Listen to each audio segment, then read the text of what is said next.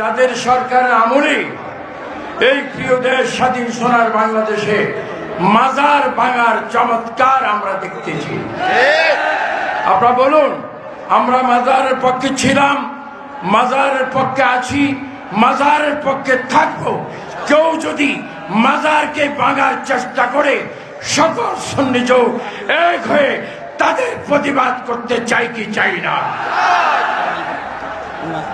আর যে কথা বলবো, কথা বলার অনেক। এটা আহলে সুন্নাত ওয়াল জামাতের জোট।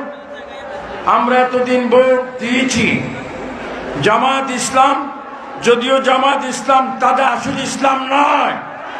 লাল দিকে যেমন লাল নয়, জামাত ইসলাম ইসলাম নয়।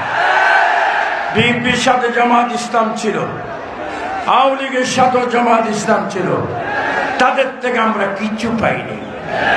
ভবিষ্যতে যদি জাতীয় সংসদ থেকে এমপিদের আপনারা কিছু পেতে চান, এই জোটের নেতৃত্ব যেই থানায় যেই কেনে যাবে সকল সুন্নিগণ ঐক্য হয়ে সেই প্রার্থীকে ভোট দিয়ে জাতীয় সংসদে আমরা পাঠাইতে চাই কি চাই না। সকলকে ধন্যবাদ, মোবারকবাদ জানিয়ে, সাংবাদিকদেরকে মোবারকবাদ জানিয়ে এখানে আবু সুফিয়ান খান আবিদি আল কাদির বক্তব্য দিতে করলাম। আসসালামু আলাইকুম ওয়া রাহমাতুল্লাহি ওয়া বারাকাতুহু।